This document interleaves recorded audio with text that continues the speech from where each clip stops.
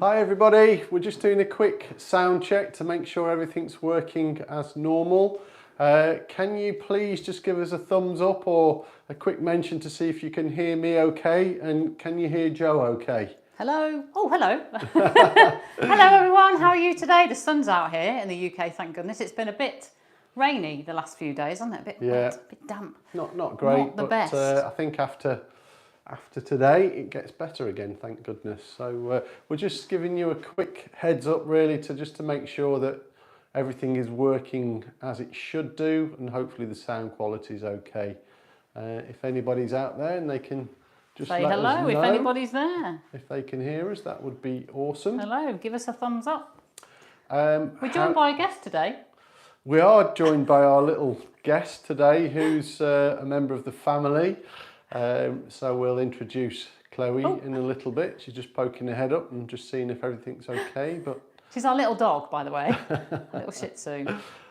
We've been asked to introduce her formally, so we'll do that throughout. I actually think the dogs are really missing other dogs as well, because dogs definitely can't even mix with other dogs, can they? So when she's out for a walk, she's desperate to mix with her other little friends. Here we are. Who we got here? Hello from Savannah. Hiya. We've got Savannah. Peter Martin. Hey Peter, how you doing? I hope you're well. Can you let us know that we're sounding at the same levels? Hopefully I sound as loud as Julian. Vice versa. Let's hope that's okay. There was another little thing come up. Oh, it's Rudy as well. Hey Rudy. Hi Rudy, how you doing? From Germany. We've got, what's that now then? It's Rudy saying hi. Hi. Hi. Yeah. And then Oliver from France. Oh yes, Oliver sent me a nice message earlier, so that's very kind. We're going to talk about something, aren't we, from him a bit later on. Definitely. But yeah, we're just really waiting for a couple of minutes till 6 o'clock. Just saying hello to you guys, making sure that everything's working. I wonder if I should have my sunglasses on again today. The sun's out. You might need them. I'm going to hide in the shade, so we should be all right. Well, here's the thing, you see. What a problem. You've got a white top, I've got white trousers, so hopefully your top's not going to disappear, my legs aren't going to disappear. No, in our look, something will happen.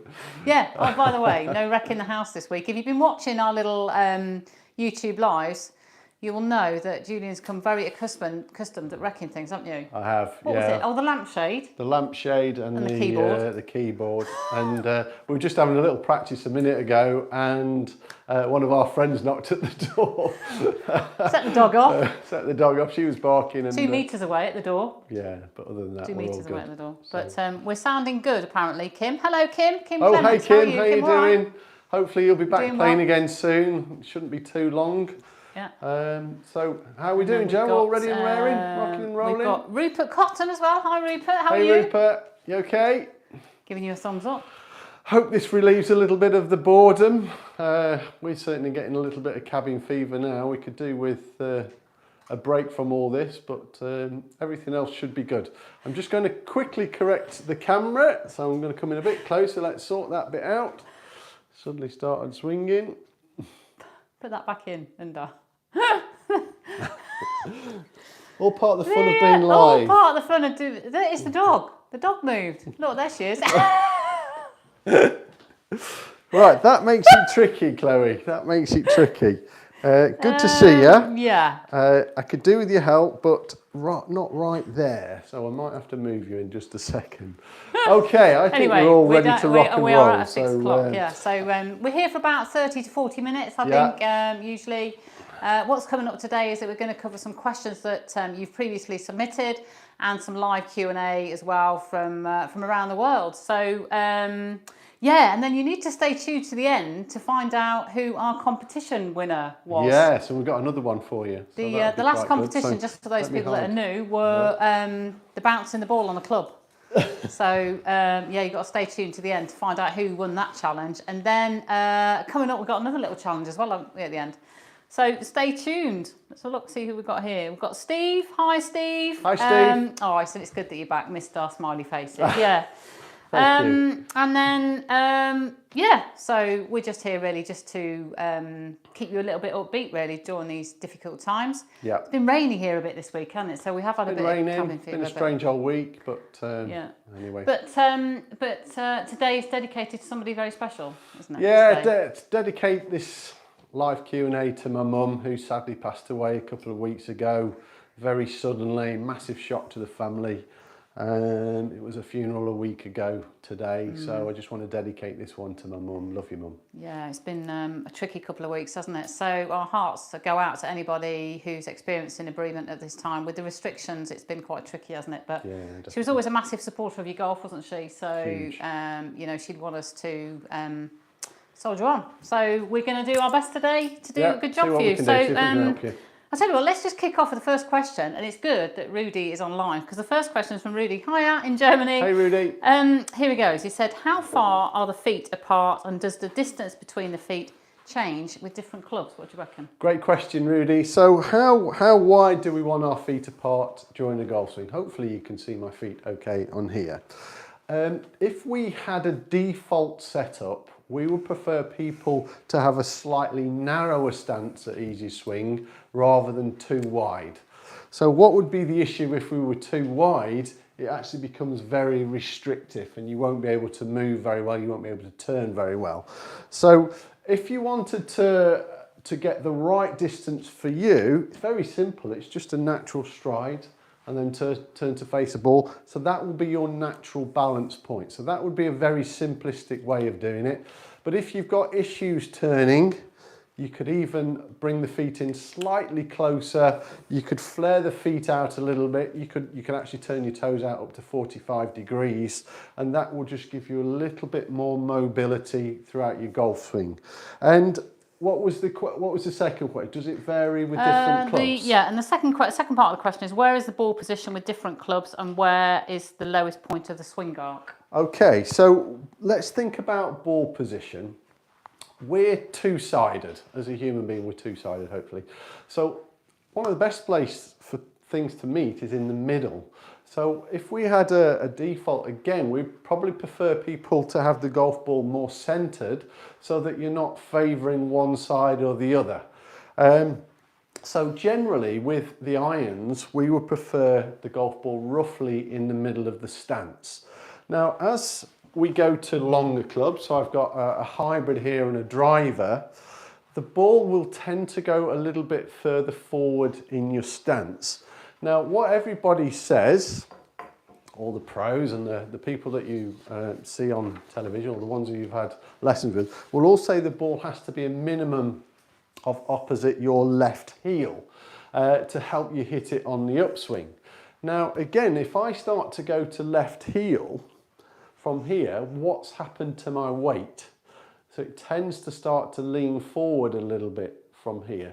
And then they say, well, now you've got to lean backwards, and now it'd be really easy to hit too far behind the ball or literally hit on almost on top of it and top and sky the thing. So the best place that we found is actually just inside your left heel with the driver and with the longer clubs. Keep it in the center for your irons.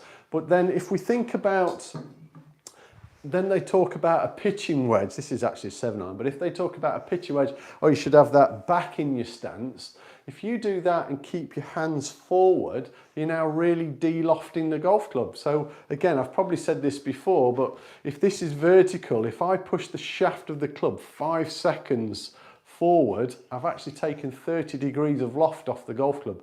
So my 54-degree pitching wedge now is a 24-degree pitching wedge. So if you start to put the ball back and have your hands forward, you're really altering the loft of the golf club. So keep it nice and centered, as simple as you can make it. And you don't necessarily have to go to left heel with the drivers. You can actually have it inside that. That'll work great. Low point of the swing, very simply, should be fractionally in front of the golf ball. What you don't want is for the low point of the swing to be behind the ball, because that's when we'll hit the ground before the ball or hit the top of it. Now, how do we move the low point of the swing forward? Turn and weight shift. Very simple. So we're actually turning this way. So if I lean backwards or tilt through impact, the low point is going to be behind the ball, so we either hit the ground or top it. So hopefully that's answered your question, Ruby. So turn and weight shift will move the low point further forward. Brilliant. Thank you for those questions. Thank you. Hopefully It's so interesting. We could. I'm sure, like you're like me. I could watch that all day, really. Matthew Bird says hi from Gettysburg. Hi, Matthew. Hey, Matthew. How are you? How you doing? Oh, he's a great supporter. Thanks. Yeah, Matthew. he is. Yeah, and Bob Page as well is also a great supporter as well. Hi, Joe Bob. and Julian. Great Hi, to see Bob. you both. Bob in Hertford. How are you? Sun's out today, hopefully in Hertford. And then Thomas Fraser says hi from NH. So where's that then? You have to let us know where that one is. Let us know, us Brits, where that is. And Thomas Fraser said, I always place my hands in the upside down prayer position before I swing. And God help me. That one. Okay. God help me, he said. Sorry, I fell for that one. He fell for that one. I thought that was a new way of getting the grip. Well, maybe. I don't know. And then Roy Hawkins said, welcome back. Hi, You Roy. seem to bring some Hi, Roy. sunshine. I think it's really just worth reminding people as well about the big enemy of the golf swing is what? Just remind everybody. Perhaps if you're new to easiest swing in golf, what is it? Tension. Tension, tension, tension. Get rid of it as much as possible. The reason being is tight muscles are not very efficient. If they're locked up tight, they don't move very quickly and they're very, very restrictive. So if you imagine a sprinter before they get onto the starting blocks, they're loosening up, you know, they're trying to free themselves up. They're not going lifting weights and trying to get all tight so that they can move at speed. And if you watch people playing baseball, for instance, they won't be locked up tight trying to hit a baseball. They'll be nice and loose so they can move much quicker. So get rid of tension. And there's two types of tension. There's physical tension and there's mental tension. So if you, we're going to come on to a subject about overthinking in a little bit, but if you're physically tight, you're probably telling your brain to tighten up as well, and that's not very healthy for the golf swing. Matthew Bird said that he needs some help relaxing! Exclamation mark, exclamation mark, exclamation mark. Okay, well, a very simple thing to do is a lot of people don't realise they are tense.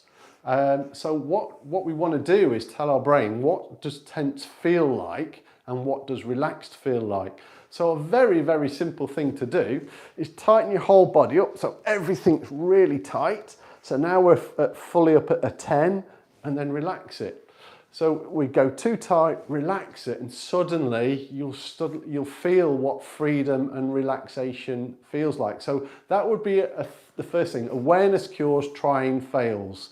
So you have to be aware of tension first. What is it? What does it feel like? And then do something about it. And breathing, relaxed breathing is so important. There's loads of great stuff on YouTube about breathing exercises to calm you down. You can do them before you go and play. Absolutely brilliant. So learn to breathe correctly. Shan Heron, who's one of the other Easy Swing coaches, is a master at breathing. So you always drop Shan a message. I'm sure he'll happily answer your questions on breathing. It sounds daft to think that we need teaching techniques on breathing, doesn't it? But in the stressful lives that we've all led or lead in, it's just contracted our diaphragm and our lungs and our muscles around this area and don't very often breathe properly. Especially when we're here on a computer working from home. Yeah, or sitting in a chair, not very good for us. But but one of Julian's favourite things, and we absolutely love it in our house, is just generally relax, is really good little tip. Is just lie flat on the floor on your back. Love it. It's a very simple, easy to do technique. Just lie flat on the floor. Yeah. In yoga we do it, but Julian's a big fan of it. But it basically neutralises the nervous system. So then you get a sense of what it does feel like to be relaxed. So you can just practice being relaxed at home rather than sitting in the chair watching telly. Brilliant. We've got another shout out to Will Clare. Hey, Will. He's the seniors captain from Stratford Park saying... I look forward to seeing you we guys. We can't wait to get back to Stratford Park. I know, to our home club at Stratford Park. Yeah, we can't wait to just be back to work. Normality prevails out in the sunshine because it's been beautiful weather. So hi, Will. Thanks for joining us. Nice to have somebody so local, isn't it? Just before we move on to the next question, you had something really important to say as well to everybody out there that sent you some nice messages. Slightly taken back, overwhelmed, if you want to call it that, are some of the most kindest messages that I've ever received on YouTube, obviously with the passing of my mum. All the family really appreciate all your kind comments and poems that I've been sent through and just words of encouragement, and I can't really thank you enough. You know, there's a lot of wonderful human beings out there, and we're blessed to be in touch with quite a few of them. So yeah, a really big thank you to everybody for that. I think generally managed to get back to everybody that sent in a message personally. We tried to, but probably not got everybody. Apologies if it has been missed, but yeah, it's been completely overwhelming, hasn't it, really, Yeah, with the definitely. kind messages Wonderful. of support. So thank you very much for that. It does make a difference, especially in these times of lockdown when you can't get out and see your other family and friends. It's been a bit tricky. So yeah, thank you very much for that. Back to the questions. Richard Kehoe. Sorry, the light's a bit restrictive. Richard Kehoe said, "Hi guys, would you comment on the stack and tilt? Seems to me it's not a health-friendly technique." You get asked this quite a lot, don't you? Oh, don't go there. Don't go there. Firstly, what is it for people that might not know? Is it worth saying what it is? Or? Yes, we'll go through it. So basically, people want to start left, stay left, and then move further left through impact. Oh my God! As soon as I do that, straight into my hip, straight into my left thigh, I can't move. So what they're trying to do is get you to pivot around one axis and then move your weight forward. It's a nightmare.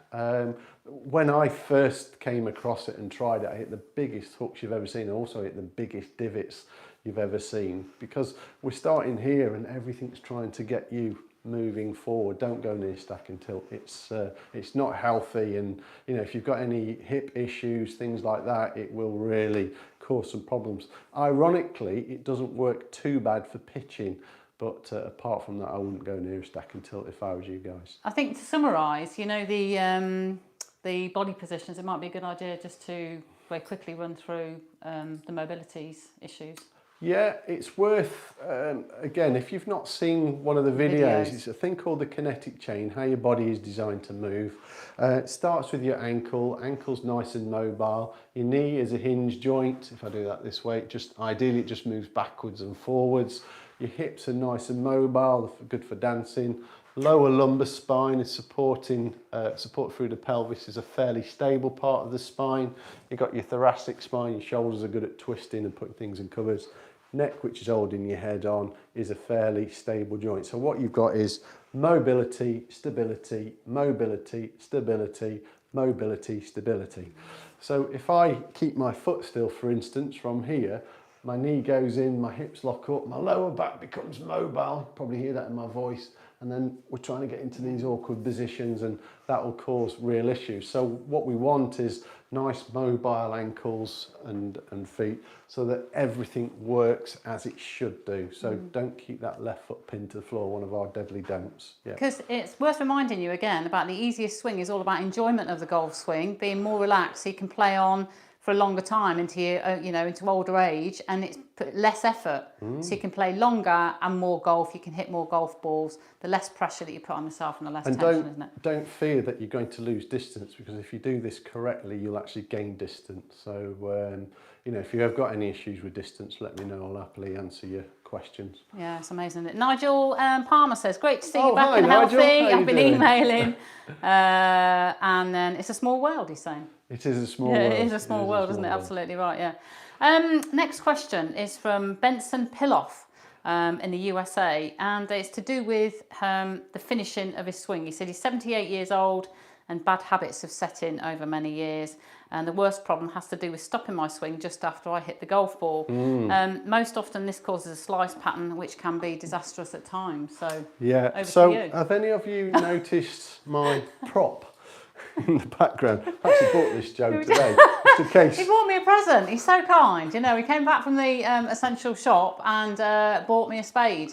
Yeah, and now the What else puppy can you wants say? to come in and have a quick It's look. the height of She's had romance, isn't it? Okay. But anyway, it's Why now a have prop I- in our videos. Why have I got this? Very simple.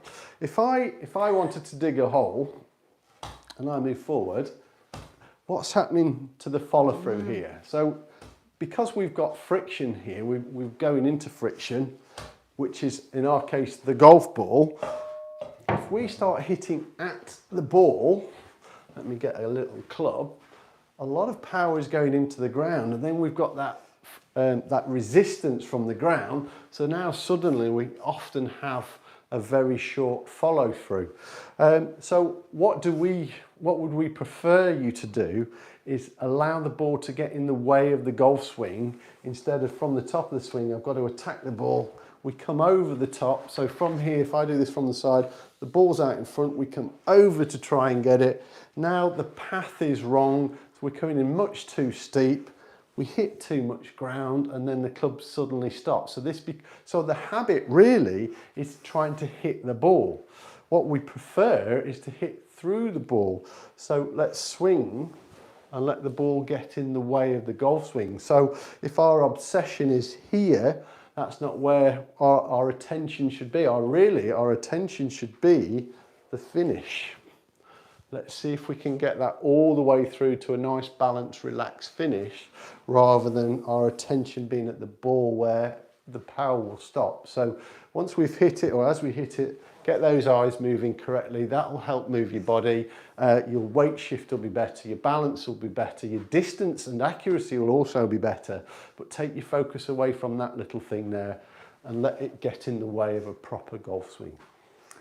Getting loads of comments on the YouTube here. I'm trying to keep up with them. We've got another shout out to Jane Crisford, also at Stratford Park, who runs the ladies section there. How are you, Jane? Yeah, it'd be nice to see you all in person. Oh, can't wait. We know the course at Stratford Park looks absolutely fantastic, and I think just as an aside now, what you're reckoning is the courses are just going to be amazing. So I don't think we'll ever get courses in the condition that we see them as soon as we get back on them. There are going to be very few divots. I wish, hopefully, no pitch marks as well, and they are going to be pristine. So I really look forward to getting back out there again. Yeah, it looks amazing, doesn't it? I know we get a lot of great comments about our course at Stratford Park. So it's you ever fancy coming down for a lesson or for a stay overnight? We're just outside the beautiful town of Stratford upon Avon, so why not? Yeah. After all this lockdown, it's time to get out and visit people, isn't it? But so hi Jane, thanks for that. David Cross says, nice to see you back. Hello, hi, how are you? Colin Marsh as well. Hi Colin, how are you? And then there's a question here from David Cross, photography. Again, hi David. Yeah. He's saying, what are your thoughts on hybrid clubs? My thoughts on hybrid clubs, I love them. I would definitely err away from 5, 4, 3 irons. Don't go near a 2 and a 1 iron. They're a bit of a thing of the past. I absolutely love them. They're a lovely crossover between a wood and an iron. And I've seen people very successful who've got hybrids all the way through the bag. Yeah, I think they're fabulous. 3 irons, 4 irons, 5 is notoriously more difficult. Even 6 irons are notoriously more difficult to hit consistently than the hybrid. So I would definitely recommend you try them. Get the right lofts on them, and they'll work fabulous. They just get you out of trouble loads of times, don't they? Well, they're not. You know, a lot of them called hybrids or a rescue club, but they're not a miracle golf club.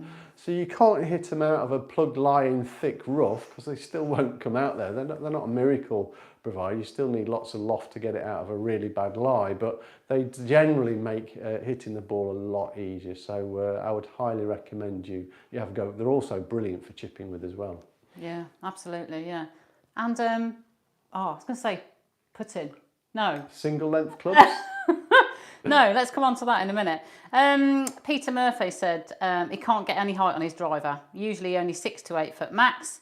The tee seems okay. Help, please. Help. Well, at some point, the first thing I would advise you to do, if you feel that your swing is generally pretty good, then make sure you go and get the correct fitting, because we had a gentleman come last year now, wasn't it, who just bought himself a brand new driver off the shelf, and it doesn't matter what make it was. It was a good make, but I won't tell you which one it was. And as he hit it, the ball did the same type of thing. He couldn't get any height on it. And basically he got a really low spinning driver. So the shaft wasn't right, the loft wasn't right, and he hit them pretty much in the center, but the ball would never spin properly. And if they haven't got the right amount of spin on the ball, so you want to be over 3,000 revs to get that ball flighted so it goes there and starts to lift. So if you've got a low spinning driver, it just kind of goes straight out the air, lands very quickly, and you're not going to get a lot of roll out of that one. So I would highly recommend that you go and get yourself really well fitted for the driver if you feel that your swing is pretty good. Again, if you're hitting it low and let's say you're happy with your driver, that has to come down to a little bit of loft again. So if you're way ahead of it, so a common fault that we see is people come over the top, which now de-lofts the club. So we're coming this way, we're taking the loft off the club, and that will tend to force the thing very low, and quite often you'll pull it or hold the club face open, then you'll get a bit of things slicing from there. So just make sure that you're moving correctly through impact. By all means, if it's a real issue, please feel free to send me a video. I can have a look at it, because it could be a few other things, but those things tend to be what you should be looking for. It could also be to do with a flat backswing. If your swing's really too flat, the club comes in a bit too shallow and you won't really get the thing flighted as well. So it could be a few things. So by all means, send us a video, julian@julianmellorgolfschool.com, and I'll happily have a look at that and see if we can help you with that one. But the videos, I know we say this all the time, but videoing yourselves is absolutely key, isn't it, really? Because it's so much different to what you think is real when you actually watch it back on a video. Yeah. Sometimes it's better, sometimes it's not so good. Yeah. But unless you video yourself, you're not going to get the actual feedback, are you? People are quite scared of actually looking at themselves. And the irony is when I, when we're videoing and we're coaching some people, the first thing that people do is look at the size of their body. So look at that, I didn't realise I looked like that. Well, I never even look at that. I'm just looking at the golf swing. So, so don't become obsessed with your body. Just use it as a helpful tool. Yeah, after this lockdown, I don't think. I think some of us might be concerned about our body shape, but I think a lot of us are concerned more about our hair. Yeah. Well, I got the. I did something. I think ours is getting wider. Well, mine was getting wider and deeper. Apparently, it was growing that way and that way, as well as like upwards and everything. So Julian and my dad had lots of fun saying that I need to get the garden loppers on my hair. Yeah, I thought it looked all right. But Julian has had a go at his own hair. Had a go at mine. It's a bit shorter and a bit longer. It's looking all right, really. Anyway, not too bad, really. Do you know what? I'm glad I noticed though. Normally I don't notice, do I? Anyway, Fred's saying hello from Kentucky. Hello from Fred. Kentucky. How are you? Never been to Kentucky. Never been there. No, one day, no, absolutely. And then Jeff in Brighton. Oh, our friend Jeff. Jeff, how you doing? He's using his wife's account, or so he says anyway. So hello, how you doing? And then we got a load of questions here. Some are about drills and everything, which we said we were going to put a video together, didn't we? Like little exercises and drills that you can do. With the recent events, we haven't quite got there yet, but I'm sure I'll definitely do that on a separate video, I think, and we'll go through some of the drills that you can do. And do that. Don't make it overcomplicated is the first thing, and definitely work on your dance to golf as often as possible. Yeah, the dance to golf, help. absolutely, yeah. William says hello from Ohio. Ohio, hello, how are you? How you doing, and then John Schreiner, I think it is. Oh, yes, John. Yeah, he's a great guy. Oh, he's saying, who won the bouncing the ball contest? You've got to stay tuned well, to John the end. sent the video through. Did he? Yeah, he sent one through. So, but I couldn't tell him where he finished. Oh, right. Hang in there then, John. But I think John did 14, did he? if I recall. And then I think he got a little bit excited. For those that are new, this is the demonstration that Julian was doing when the ball flew off somewhere and hit the pitcher and hit the keyboard. We're doing all right so far. He did 14, he said. Thank you, John. Yeah, he did 14. We've had a question as well about obviously the relaxing, but being at home as well, we're doing a bit of reading and meditation, aren't we? And some practice drills and stuff like that. But we came across a comment, a quote of the week, which we absolutely love, which was by Jack Nicklaus. And here it is. Listen up. It's concentration is the cure for anxiety. So concentration is the key to anxiety, and we absolutely love that, didn't we? Yeah. So what positive thing should you be concentrating on that's going to make you swing the golf club better? It might be a finish, it might be a turn in the backswing, it might be staying relaxed, but concentrate on something that's very positive, not negative. Don't concentrate on the negatives, whatever you do. Yeah. However. I'm going to throw one in the pond, mix, dare we say here. Who's ever gone onto the golf course, say, I don't want my ball to go in the trees, don't go in the pond, don't go in the bunker, and that's exactly where it goes. Because apparently your brain doesn't pick up the negative and it only hears the other instruction. So don't go in the trees, the ball, all it hears is go in the trees. So how about this? Switch this one round. Don't go on the fairway. Don't go on the green. Don't go in the hole. You could try and experiment it, couldn't you? Why not? Why not? I've been thinking about it. I've never actually tried it, but I've had a little bit of time recently to think of these crazy things. So don't hit it on the middle of the fairway. Let's see if that works. In fact, that'd be really interesting if that works, and let us know if it does. Yeah, because scientifically, it does. The science does state that your brain doesn't recognise the word "don't." So that's what I'm always thinking when kids shout at their parents, "Don't run, don't run!" They carry on running. Yeah. Let us know how that goes. That'd be really interesting. Could be an interesting one. Let's throw one in the mix. Which led us on to this nice train of thought about overthinking, because a lot of golfers have this problem with overthinking, don't they? Huge issue with And, you know, because golf is something where you're standing over the ball, you know, you've got to be quiet, your brain's got to try and not overthink, but inevitably it does, doesn't it?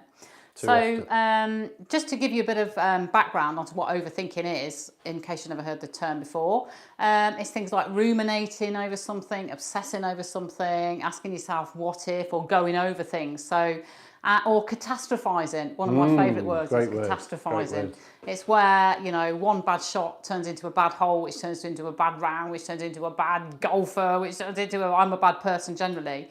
So catastrophizing is something where your brain just gets carried away with those thoughts. But we thought we'd offer some tips really about how you stop your overthinking, didn't we? So you had a good one, which sounds a bit daft, right? But you've got to experiment with these things to see if they work, haven't it? So we've got that chimp on our shoulders. There's loads of books out there about this little person who sits on your shoulder chatting in your ear.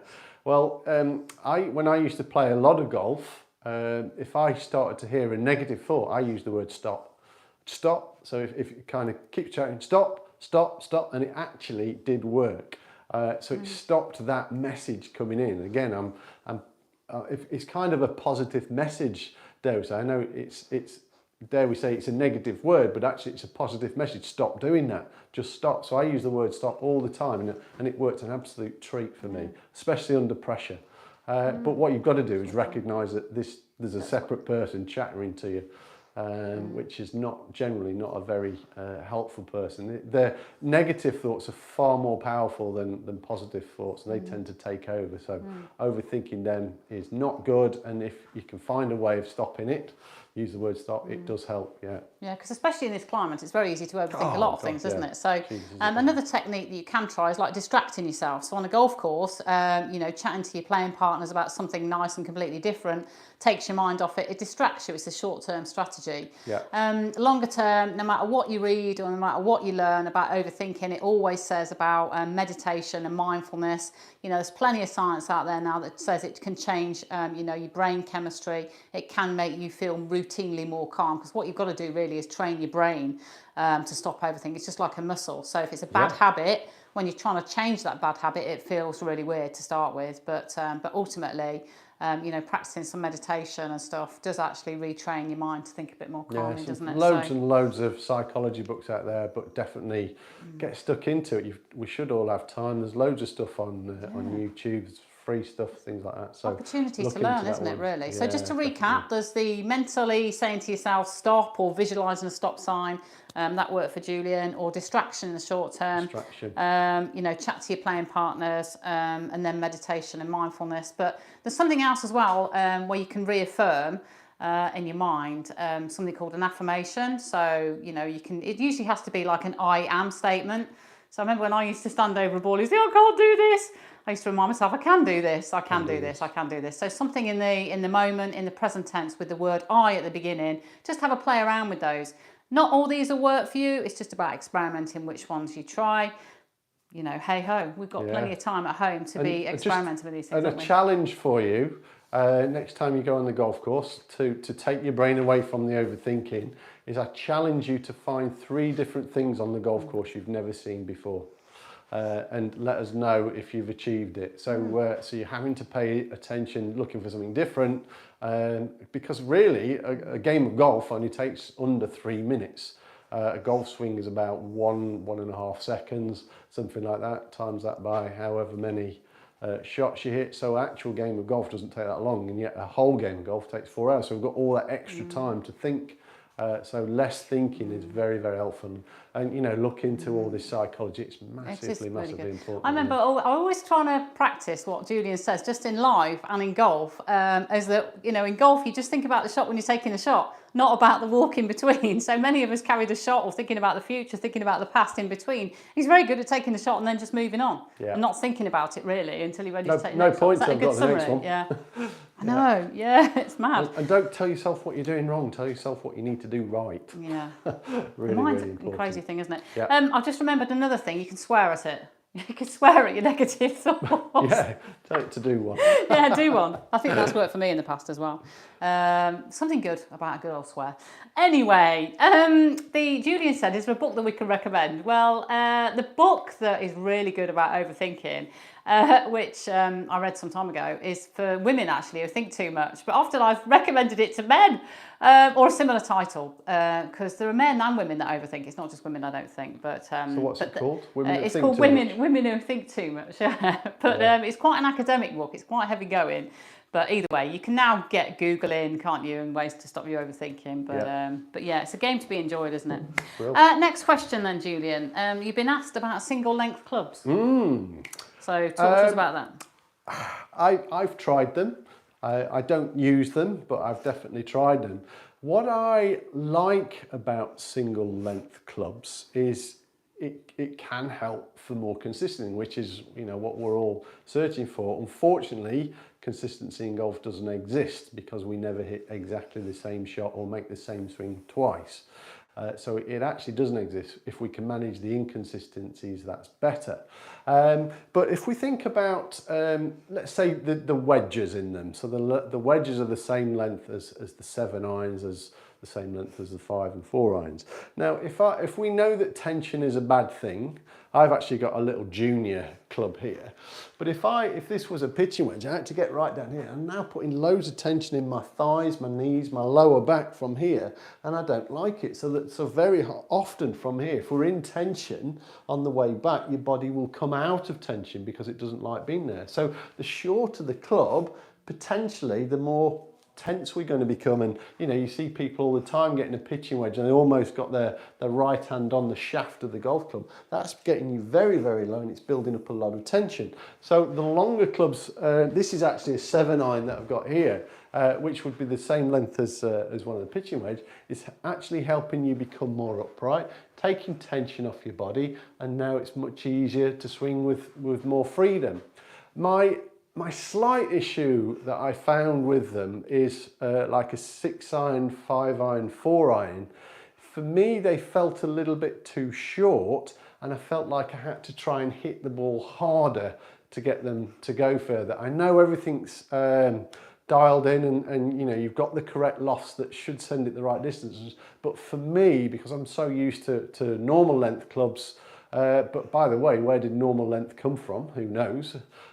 Because there is no such thing as an industry standard length. So, but for me, I just found them a little bit too short, and I felt I had to try and force them.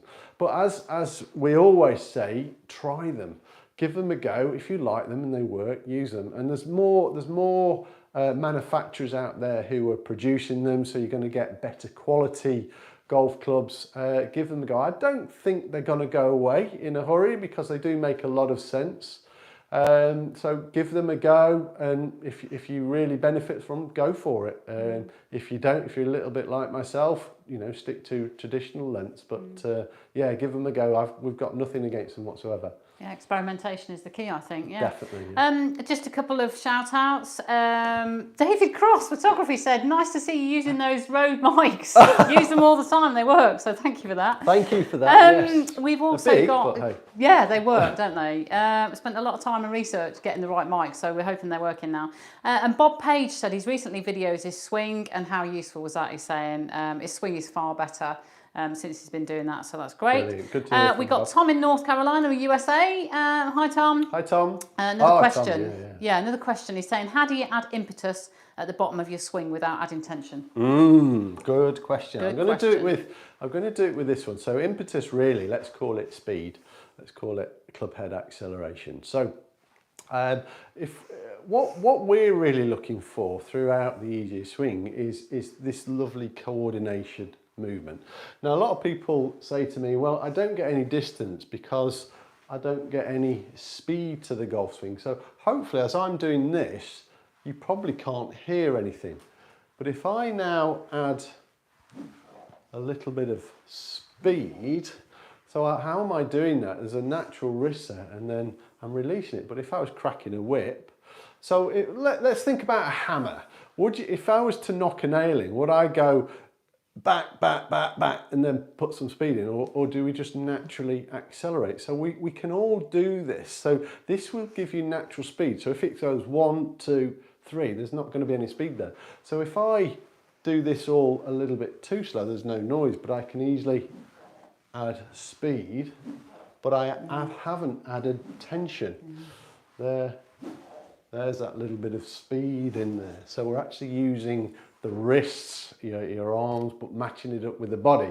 Now, the other thing that I've done here is I've drawn, hopefully we can just about, if I go there, hopefully you can see that. So circle, 3 dots. So if I start to spin this round, if we think of this as the body, so the nearest one here is the body, and then this is the golf club.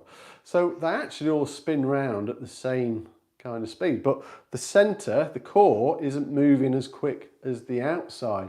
But what we don't want to do when people try to hit the ball further, and you've seen it on here, speed up the hips. But if you speed the hips up, quite often the club gets left behind and it never really matches up with the body. So we do want to strike the ball. If there was a little, let's say there was a football here and I got the right kind of stick, I could send it a bit further but I'm not putting force into it.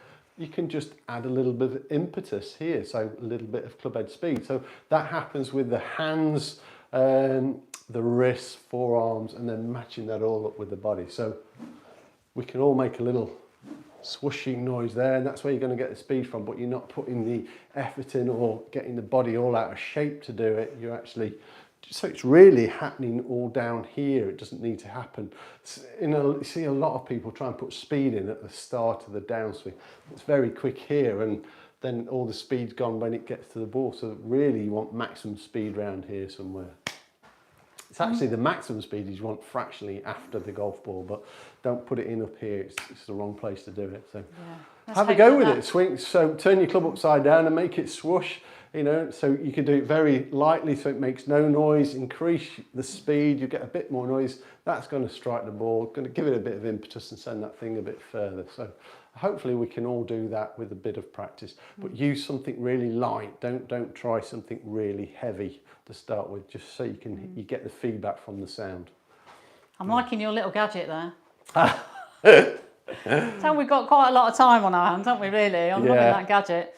So spades and now little circly twisty things. Yeah, it's just, everything goes as one, isn't it? So from the top of the backswing to the finish, it's just one nice flow movement with a little bit of speed at the bottom. Here's the thing, I'm really liking this from Rupert Cotton. Hi, Rupert. One breath at a time, one shot at a time, one hole at a time. Wonderful. That's so good, isn't it? Thank you very much for letting us know that. I think that's brilliant. Thank you very much. I think we've got time just for one more question then. From Keith Dennis. He says he really struggles with the shot between the chip and the pitch. What's your advice, Julian? You've got to think what a chip and a pitch is. So a chip is literally getting the ball in the air and then getting it rolling. So I call it a chip and a roll. But if you've got a lofted club, it won't roll very far. If you've got a 5-iron, for instance, it's going to chip in the air and then roll a little bit further. And the pitch is really where you're going to get a bit more height, and the ball should stop a little bit quicker if you're striking it well. Again, I used to have a similar kind of issue with these ones. I will have to do it with my shorter club. The biggest thing that you need to work on is rhythm. Also, we want the 6 things happening as well, but rhythm I would really pull out from here. So if I want to hit the ball a relatively short distance, so if I was going not much further back than hip height, it might go to this far back from here. If I do that with a very smooth rhythm, that's not going to go very far. If I put a little bit more speed, that's going to send it further. But what you should find from there is the movement of the body is the same for both swings, but we can now slow it down a little bit. So really improve